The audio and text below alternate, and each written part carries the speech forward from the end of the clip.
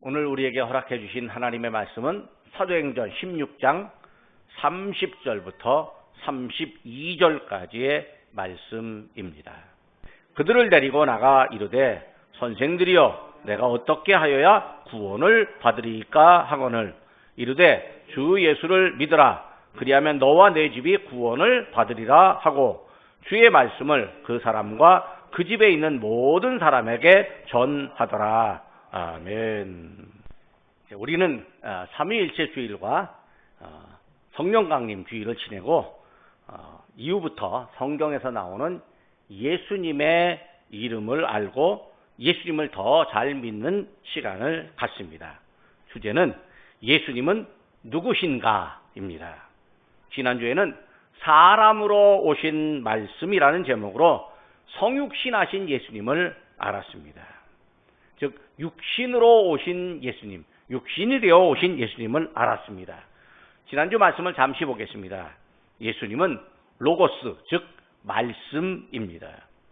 예수님은 사람으로 오신 말씀입니다. 하나님은 우리에게 육신이 된 말씀의 영광을 보여주시는데 아버지의 영광, 독생자의 영광입니다. 그 영광은 은혜와 진리로 충만한 영광입니다.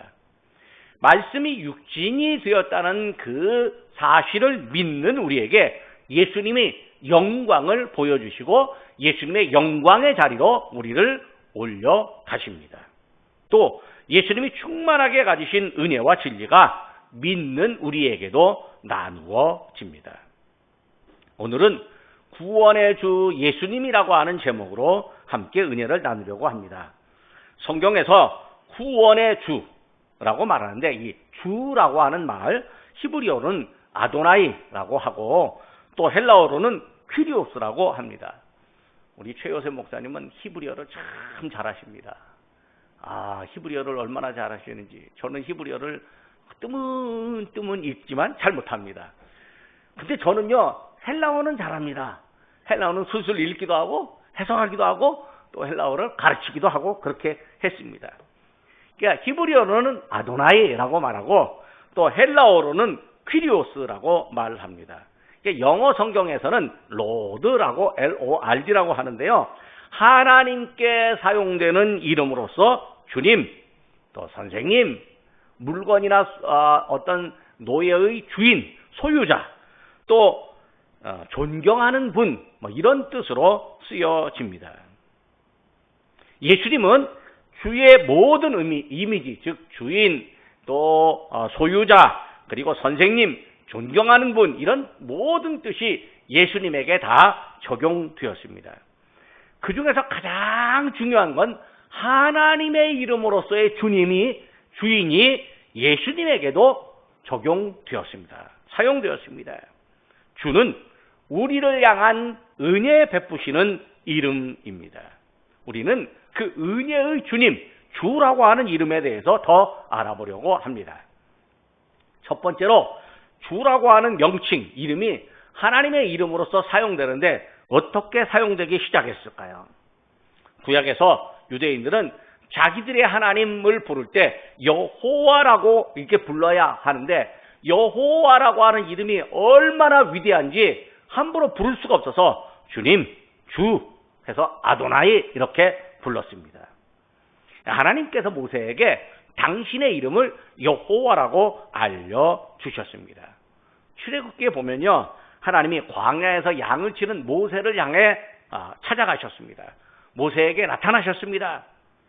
하나님께서 모세에게 모세야, 애굽으로 가서 너의 백성이 고통받고 있지 않느냐, 그 고통받는 너의 백성, 너의 민족, 히브리 민족을 애굽에서 데리고 나와서 내가 지시하는 땅, 젖과 꿀이 흐르는 땅으로 인도하거라, 그렇게 말씀하셨습니다. 하나님께서 애굽에서 고통당하고 탄식하고 신음하는 히브리 사람들을 보셨고 그들의 탄식 소리를 들으셨으므로 모세를 시켜서 구원하기로 작정을 하셨습니다. 모세가 하나님의 부름을 받았습니다. 말씀을 들었습니다. 근데 몇 가지 의문이 생겼습니다. 애굽에 가서 애굽의 왕 바로 왕 앞에 나의 조상 나의 하나님이 나를 너희에게 보냈다라고 말합니다. 하면 애굽 사람들이 이렇게 부를 겁니다. 너의 하나님이 뭐냐? 너의 하나님이 누구냐? 이름이 뭐냐? 라고 질문을 할 것입니다. 근데 그때 나 뭐라고 대답할지 깜깜합니다.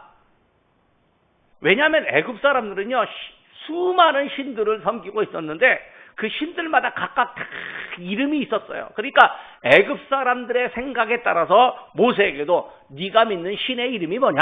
그렇게 물을 거라는 예상입니다.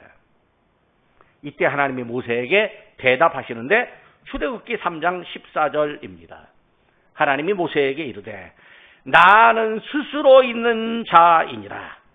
또 이르시되 너는 이스라엘 자손에게 이같이 이르기를 스스로 있는 자가 나를 너희에게 보내셨다 하라. 이 스스로 있는 자라고 하는 이 말을요, 히브리어로 발음하면 야흐웨라고 그렇게 말합니다. 물론 출애굽기에 야흐웨라고 하는 이 단어와 스스로 있는 자라고 하는 단어와 여호와라고 하는 이름의 단어, 이 글자가 앞 글자가 한 글자가 틀리기는 하지만 소리내는 발음은 똑같습니다. 성경에서 하나님께서 사람들에게 말씀하실 때 나는 여호와라 이렇게 말씀하는 적이 굉장히 많이 있습니다. 제가 찾아보니까요, 48번 나는 여호와 이렇게 말씀하는 적이 있습니다. 대표적으로 레위기 18장 2절입니다. 너는 이스라엘 자손에게 말하여 이르라. 나는 여호와 너희의 하나님이니라. 하나님은요, 사람들에게 중요한 말씀을 하고 강조해야 되는 말씀을 하시고 또 당신의 분명한 뜻을 알리시고 순종을 요구하실 때 나는 여호와다 이렇게 말씀하셨습니다. 그래서 하나님이 사람들에게 당신을 드러내시고 믿게 하셨습니다. 히브리 사람들이 여호와 하나님을 믿었습니다. 그리고 하나님을 부릅니다. 그런데 하나님의 거룩한 이름 여호와를 부르기가 매우 민망합니다. 마치 아들이 아버지의 이름을요 함부로 부르면 안 됩니다. 제가 호주에 연수를 간 적이 있었는데요, 이 호주 사람들은요 친근하게 조금 친해지기만 하면요 나이가 많든 적든 다 이름을 부릅니다. 할머니에게도 이름 부르고 할아버지에게도 이름 부릅니다. 자기 가족 할머니 할아버지에게는 이름 안 부르고요, 옆집 사는 할아버지도요 할아버지 이름 그냥 바로 부릅니다. 제가 호주 가서 제 이름을 존이라고 소개를 했어요. 그랬더니 애들도 저로 존 그렇게 부르더라고요. 이 5살짜리 애가 저를 존 부르는데 속으로 이 녀석들이 어른도 몰라보고 이름 함부로 부른다고 그렇게 속으로 좀 불평이 있었지만 그 나라 문화가 그런 걸 어떻게 합니까? 그냥 부르도록 내버려 둬야죠. 로마에 가면 로마의 법을 따르랬다고 그 나라 문화가 어른들 이름 함부로 부르니까 그런 줄 알았습니다. 그래서 저도요 저도 저보다 나이가 한 20살 많은 할아버지한테도 이름 막 불렀습니다. 왜? 그러라고 하니까. 그런데 그런 나라에서도요 아버지 이름 안 부릅니다. 아버지에게 daddy 혹은 아빠 father, daddy 이렇게 부르죠. 절대로 아버지 이름 안 부릅니다. 그리고 존경하는 선생님이 있으면요 선생님으로서 호칭을 하죠. 절대로 이름 안 부르더라고요. 이처럼 이스라엘 사람들이 하나님 여호와를 불러야 되는데 여호와라고 하는 이름이 얼마나 귀한 이름인지 함부로 부를 수 없었습니다. 그래서 대신 부르는 호칭이 뭐냐면 아도나이라고 하는 호칭, 주님이라고 하는 호칭이었습니다. 우리나라 옛날 임금에요 전하 이렇게 말하지 임금 이름 함부로 부르지 않았습니다. 그래서 여호와라고 하는 이 하나님의 이름이요 네 글자만 있고 이름을 안 부르니까요 나중에는 글자는 보면 이 하나님 이름이로구나 라고 아는데 뭐라고 소리를 내야 될지 뭐라고 발음을 해야 될지 몰랐습니다. 그래서 여호와라고 하는 글자에다가 아도나이라고 하는 이 이름 부르는 이름의 소리값을 붙여서 여호와 이렇게 소리를 낼 수가 있게 되었습니다. 이제는 우리가요 그냥 친근한 하나님의 이름 여호와를 부르기도 하고 또 성경에 있으니까 그냥 그렇게 쓰기도 합니다. 그러니까 주 아도나이라고 하는 이름은요 매우 고귀한 이름입니다. 함부로 부를 수 없지만요 어쩔 수 없이 불러야 하는 이름이기도 합니다. 주라고 부를 때는요, 모든 존경의 감정을 담아서 부릅니다. 주님이라고 부르는 우리는요, 그분 앞에서 낮은 존재이니까 높여 부르는 것입니다. 우리는 약한 존재이고요, 하나님은 강한 분이며 우리는 하나님 앞에서 겸손하고 하나님을 높여야만 합니다. 이처럼 하나님을 최고로 높일 때 주님이라고 부릅니다. 그러니까 우리가 주님 이렇게 부르는 것은요, 하나님을 가장 높여 부르는 것입니다. 만약 사람을 향해서도 주라고 부르는 경우가 가끔 성경에 있기는 합니다. 상대가 나와는 신분과 인격이 다른 분, 권한의 차이가 너무 커서 상대 앞에서는 감히 나서지 못할 존재임을 암시할 때 상대를 주라고 부르기도 합니다. 상대방이 나에게 기회를 주어서 나 좀 만납시다 라고 해도요, 그분을 부를 때 주라고 불러서 나의 약함과 겸손함을 표현하기도 합니다. 창세기 33장을 보면요, 야곱이 형 에서를 만날 때 8절에 네 주여 이렇게 부르더니요, 10절에서 이렇게 표현합니다. 내가 형님의 얼굴을 배운즉 하나님의 얼굴을 본 것 같사오며, 그러니까 형에게도 주여라고 부릅니다. 그런데 신약에서는 예수님을 주님이라고 부릅니다. 선생님의 뜻으로 부르기도 하고요, 존경하는 의미로 부르기도 합니다. 단순히 나를 낮추고 예수님을 높이기 위해서 예수님을 주라고 부르기도 합니다. 하지만 예수님이 하나님의 아들로서 위대한 일을 행하시고요, 사람들에게 은혜를 나타내셨습니다. 예수님이 병든 사람을 고치시고 또 귀신을 내쫓으셨습니다. 예수님이 하나님 나라의 복음을 알려주셨습니다. 예수님을 만나고 예수님의 행한 일을 본 사람, 예수님의 은혜를 입은 사람, 예수님의 말씀을 들은 사람 모두가 예수님을 향해서 주님이라고 표현하는 것이 당연했습니다. 오늘 우리도요, 예수님을 주님이라고 부릅니다. 한번 해볼까요? 주님. 예, 예수님을 주님이라고 부릅니다. 두 번째로 주님은 소유자입니다. 주님이라고 부를 때는요, 내가 주님의 소유물이고 주는 나의 소유주, 주인이라고 하는 의미를 담고 있습니다. 출애굽기 19장 5절입니다. 세계가 다 내게 속하였나니 너희가 내 말을 잘 듣고 내 언약을 지키면 너희는 모든 민족 중에서 내 소유가 되겠고.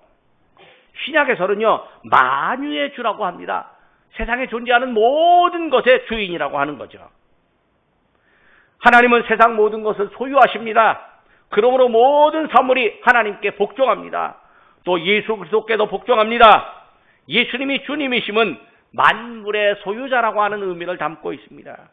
고린도전서 15장 28절입니다.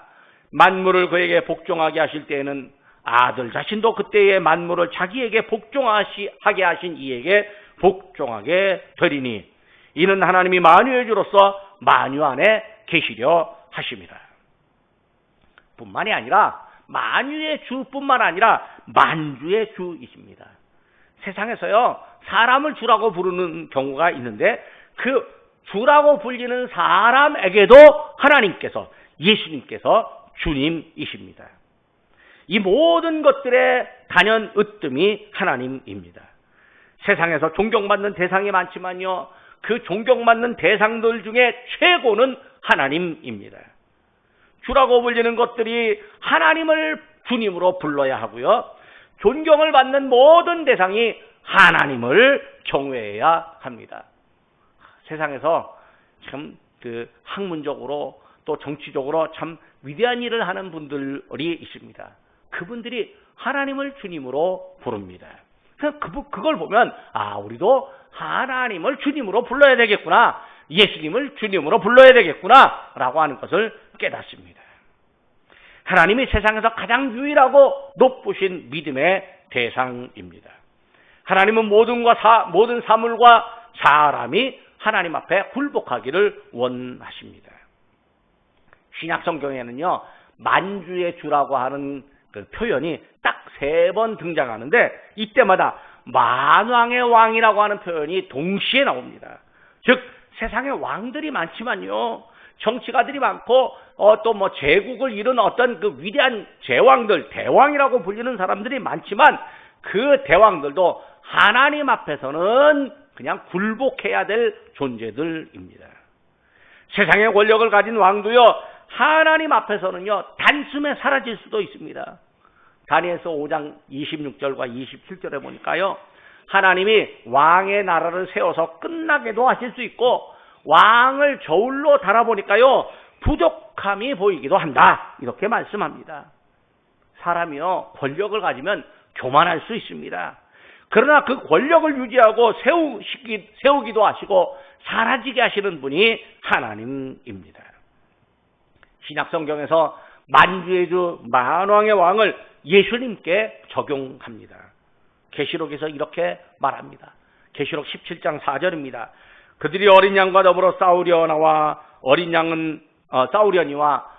양은 만주의 주시요 만왕의 왕이시므로 그들을 이기실 터이요 또 그와 함께 있는 자들 곧 부르심을 받고 택하심을 받은 진실한 자들도 이기리로다. 여기서 그들이란 마귀의 수하이고 임금처럼 한동안 권세를 휘두르는 사람들입니다. 하늘에 전쟁이 있고 백마를 탄 분이 있는데 그의 입에서 예리한 검이 나와서 만국을 치며 철장으로 다스리십니다. 그러니까 요한계시록의 저자 요한이 보니까 다스리는 그분의 옷과 다리에 만왕의 왕이요 만주의 주라고 쓰여 있다. 이렇게 말합니다. 만주의 주, 만왕의 왕이라고 하는 이 믿음은요, 우리에게도 해당됩니다. 신약에서는요, 예수님께 주라는 이름을 적용하는데 그때 그 사람들 뿐만 아니라 오늘 우리도 예수님을 주님이라고 불러야 합니다. 에어컨 끌까요? 권사님 기침을 하시는데 잠깐 끌게요. 네. 우리가 예수님을 주인이라고 부를 때는요, 예수님이 나의 주인이요, 나는 예수님의 소유물이라고 하는 의미를 가졌습니다. 신약의 이야기들에서는요, 처음에 예수님을 향하여 선생님 혹은 존경하는 이름으로 사용되었지만 점점 예수님을 사람의 주인, 사람은 예수님의 종이며 일꾼이라고 하는 의미가 되었습니다. 베드로전서 2장 9절입니다. 너희는 택하신 백성이요 왕같은 제사장이요 거룩한 나라요 그의 소유가 된 백성이니. 우리가 예수님을 주님이라고 부를 때는요, 예수님이 내 인생을 소유하셨다라고 하는 신앙 고백의 의미를 담고 있습니다. 그러니까 예수님을 주여라고 하면 이건 예수님은 나의 주인입니다 라고 하는 신앙 고백입니다. 세 번째로 주님은 구원자이십니다. 이제 늦었지만 본문으로 돌아가 봅니다. 사도 바울과 그의 동역자 실라가 유럽의 도시 빌립보에 이르렀습니다. 거기서 전도를 하다가 귀신 들린 여자아이 하나를 고쳐주었습니다. 그런데 귀신 들린 여자아이가 점을 치는데 이 점 칠 때 이 복채를 뺏어서 자기 주머니를 채우는 사람들이 있었어요. 이 사람들이 귀신 들린 여자아이가 이제 멀쩡해져서 점을 안 치니까 복채가 안 생기네 라고 하면서 바울과 실라를 해치려고 합니다. 내게 손해를 끼쳤다 라고 생각하는 거죠. 이 꽁돈, 나쁜 돈은 안 받아야 되는데 그거 없어지게 되었다면 아이고 내가 이제 죄 짓지 않아도 되니 좋다 이렇게 생각해야 되는데 그게 아니었던 거죠. 사람들이 바울과 실라를 체포해다가 관리들 앞에 끌고 갔습니다. 그러면서 로마 사람들이 받을 수 없는 이상한 도를, 풍속을 유대인들인 이 사람들이 전한다라고 말합니다. 사람들이 때로 모여서 바울과 실라를 비난을 하고 있습니다. 고위 관리가 이거 안 되겠네. 바울과 실라를 매로 쳤습니다. 감옥에 가두라고 합니다. 바울과 실라가 감옥에 갇혔습니다. 이 정도 되면요, 내가 옳은 일을 하다가 감옥에 갇혔으니까 원망할 만합니다. 예수님 때문에 이렇게 됐다라고 하면서 다시는 예수님 전하지 않겠다라고 마음 먹을 수도 있습니다. 그런데 바울이요, 한밤중에도 감옥 안에서 기도하고 죄수들이 듣도록 하나님을 찬송했습니다. 이때 갑자기 큰 지진이 나며 감옥의 터가 움직이고 감옥문이 모두 열렸습니다. 죄수들이 묶였던 사슬이 다 풀어졌습니다. 죄수들이 자유롭게 탈출할 수 있게 되었습니다. 간수가 잠을 자다가 한밤중이니까 간수도 졸릴 거 아닙니까? 잠을 꾸벅꾸벅 졸다가 깨보니까 감옥문이 열려 있습니다. 간수는요, 죄수들이 모두 다 탈출했구나. 아이고, 내가 이제 이 감옥을 제대로 못 지켜갖고 내가 문책을 받겠구나. 내 인생도 이제 끝이다 라고 생각하거든요.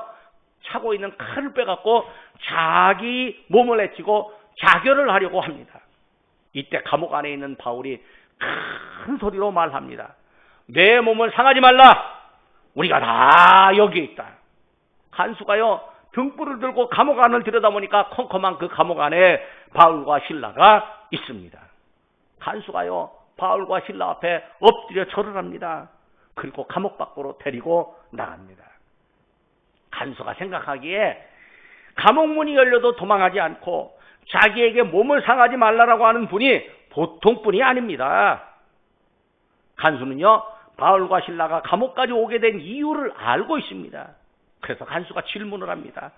선생들이여, 내가 어떻게 하여야 구원을 받을 수 있겠습니까? 바울이 대답합니다. 매우 유명한 말씀입니다. 주 예수를 믿으라. 그리하면 너와 내 집이 구원을 얻으리라. 이 말은요, 예수님이 구원자, 구원의 주님이라는 의미입니다. 바울이 전한 말은요, 오늘 우리의 신앙 고백입니다. 예수님이 우리를 구원하십니다. 우리에게 생명을 주는 권한이 예수님께 있습니다. 우리의 죄를 용서하는 권한이 예수님에게 있습니다. 우리를 구원하는 힘과 능력이 예수님에게 있습니다. 다른 이로서는 구원을 받을 수 없나니 천하 사람 중에 구원을 받을 만한 다른 이름을 우리에게 주신 일이 없습니다. 우리의 구원은 오직 예수님의 은혜와 권한입니다. 예수님이 구원의 은혜를 우리에게 베푸셨습니다. 네 번째로 주님은 믿음의 대상입니다. 오늘 본문에도 말합니다. 주 예수를 믿으라. 그리하면 너와 내 집이 구원을 얻으리라. 구원의 방법은 오직 예수님을 믿는 것입니다. 다른 방법이 없습니다. 딱 한 가지 방법, 구원을 베푸시는 예수님을 구원의 주님으로 믿어야 합니다. 예수님을 믿음의 주로서 영접해야 합니다. 바울은 예수님이 믿음의 대상이며 구원자이심을 간수와 그의 집에 있는 모든 사람들에게 전했습니다. 그리고 간수의 가족들이 세례를 받고 온 집안 사람들이 하나님을 믿었습니다. 하나님을 믿는 것, 예수님을 믿는 일이 동시에 이루어집니다. 하나님을 믿는 믿음과 예수님을 믿는 믿음이 하나입니다. 사도 바울이 주 예수를 믿으라고 강하게 권했는데 믿으라는 이 강력한 권고가 오늘 우리들에게도 닿습니다. 예수님은 우리에게 믿음을 요구하십니다. 예수님이 복음을 전하시면서 믿으라고 하셨는데 때로는 너희가 믿느냐? 이렇게 질문한 적도 있었습니다. 여기서 믿는다라고 하는 건 단순히 동의한다, 심정적으로 공감한다, 맞다고 인정한다, 여기까지만 있는 것이 아닙니다. 그 수준을 넘어섭니다. 포함해서 넘어섭니다. 믿음은 예수님의 말씀을 듣고 예수님의 명령대로 사는 일입니다. 이전에 예수님의 말씀과는 반대로 행동했던 것을 바꾸어서 예수님의 말씀에 순종하고 행동하는 것을 의미합니다. 복음의 능력, 믿음의 능력은요, 사람을 바꿉니다. 속으로 인정하고 입으로 동의한다고 해도요, 사람들의 눈에는요, 행동이 바뀐 게 보이지 않습니다. 사람들은 행동이 바뀐 사람들을 보고 신기해합니다. 저 사람이 갑자기 왜 저렇게 변했어? 간수와 그의 가족들이 예수님을 믿고 세례를 받았습니다. 바울과 실라를 집으로 초대해서 음식을 대접했습니다. 온 집안 사람들이 하나님을 믿고 크게 기뻐했습니다. 행동이 바뀌고 감정적으로 기쁨이 생겨났습니다. 이제부터는 예수님을 믿는 사람으로 행동하게 될 것입니다. 예수님을 만왕의 왕, 만주의 주로 믿고 오직 예수님으로 살게 될 것입니다. 건망증이 심한 아내가 한 명 있었습니다. 또 건망증이 심해서 남편이 아내를 데리고 병원에 갔습니다. 의사 선생님이 어디가 아파서 오셨습니까? 라고 물어보니까요, 아내가 제가 건망증이 심해서 왔는데요 라고 말을 했습니다. 그러자 의사가 어느 정도 심하시나요? 라고 질문하니까 아내가 갑자기 당황해서 뭐가요? 라고 대답합니다. 그러니까 건망증 때문에 왔다라고 하는 말을 자기가 기억을 못하니까 뭐라고? 뭐가요? 이렇게 말하는 거예요. 근데 이 아내가요, 텔레비전 홈쇼핑을 보면서요, 뭐든지 그럴듯한 게 나타나잖아요. 그러면 바로 주문을 합니다. 일단 사드리고 나잖아요. 집에 도착하면 내가 주문했나? 뭐 생각도 안 나고 뭐 사용도 하지 않습니다. 그러다 보니까요, 집안에 이 사용하지 않는 물건이 점점 쌓여갑니다. 참다 못해서 이 문제로 어느 날 남편과 아내가 심하게 다퉜습니다. 남편이 당신 산 거 모두 다 갖고 나가! 라고 소리를 쳤습니다. 그 말 듣고요, 아내가 갑자기 가방 큰 걸 갖고 나왔습니다. 가방 갖고 나오니까 이제 산 거 다 담을 거라고 생각을 했는데요, 아내가 하는 말이 다 필요 없어요.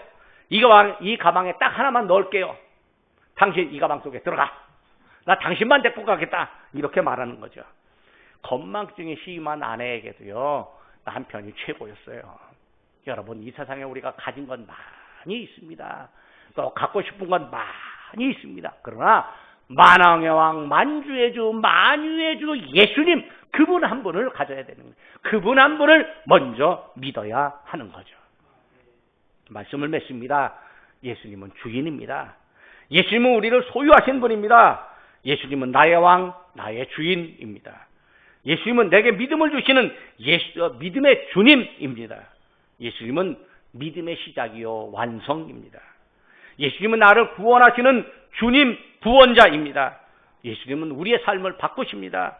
세상을 향한 방향을 천국을 향한 방향으로 바꾸십니다. 세상의 것을 추구하는 인생에서 예수님을 믿는 믿음을 최고로 여기는 사람으로 바꾸어 주십니다. 우리는 예수님을 역사의 주인, 만왕의 왕, 만주의 주로 고백을 합니다. 예수님은 우리의 믿음을 보시고 잘했다라고 칭찬을 하십니다. 예수님이 우리의 믿음 생활 중에 복된 길로 인도해 주실 것입니다. 기도하겠습니다. 만유의 주 하나님, 오직 하나님만 영광을 받으시옵소서. 저희가 주 앞에 감히 얼굴을 들 수 없는 죄인이었는데 하나님께서 저희를 사랑하시고 하나님 앞에 나와 주님의 이름을 부르는 믿음의 특권을 주시니 감사합니다. 주의 이름을 부르는 사람은 구원을 얻으리라고 하는 말씀을 저희가 믿습니다. 주 예수님을 믿으면 저희와 저의 가족이 구원을 받는다는 말씀을 믿습니다. 주님은 세상의 모든 것을 소유하셨고 또 저희의 인생을 소유하신 줄 믿습니다. 저희가 주님의 소유이며 주님의 은혜에 의해 쓰임을 받는다는 사실을 믿고 감사드립니다. 저희는 주의 것이기에 주님께 저희를 드리오니 주께서 마음껏 저희를 사용하여 주시옵소서. 주님은 저희의 구원자이십니다. 주님께서 믿는 저희를 사용하시어서 세상에서 이모저모로 고통받고 억눌린 사람을 자유하게 하는 일에 사용해 주시옵소서. 바울과 실라가 행했던 능력처럼 저희에게도 주님의 이름으로 사람을 새롭게 하는 능력을 주시옵소서. 저희의 입술에서 예수님을 전할 때 믿는 사람이 더 많아지게 하여 주옵소서. 저희를 아는 사람들이 예수님을 찾되 온 가족이 함께 예수님을 찾아 구원받게 하여 주옵소서.